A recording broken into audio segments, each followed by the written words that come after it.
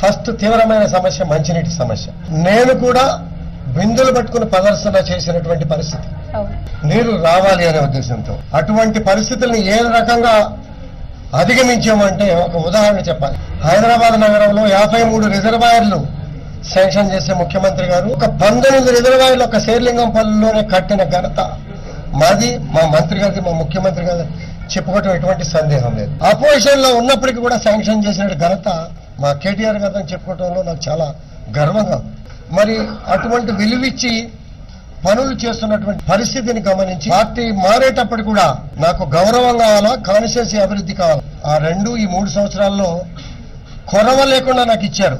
ఎక్కడా లేని విధంగా 4,500 కోట్ల రూపాయలు శేర్లింగంపల్లి కాన్స్టిట్యుయెన్సీకి అభివృద్ధికి కేటాయించారని చెప్పుకోవడంలో మా మంత్రి గారికి, మా కేసీఆర్ గారికి, మా ప్రజల తరఫున, మా తరఫున ఈ సభాముఖంగా కృతజ్ఞతలు తెలియజేసుకున్న సందర్భాలు ఎన్నో ఉన్నాయి. ఇప్పుడు కూడా తెలియజేసుకుంటా ఉన్నాం. ఏది అడిగితే అది ఒక్కటికి కూడా రిజెక్ట్ కాకుండా తెచ్చుకున్న ఘనత మాది.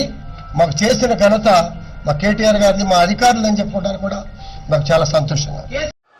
ఈరోజు శేర్లింగంపల్లి కాన్స్టిట్యుయెన్సీకి ఒక పండుగ రోజు. నేను హైదరాబాద్ నగరం వచ్చినాక ఇంత పెద్ద మొత్తంలో శంకుస్థాపన చేసుకున్నటువంటి చరిత్ర లేదు.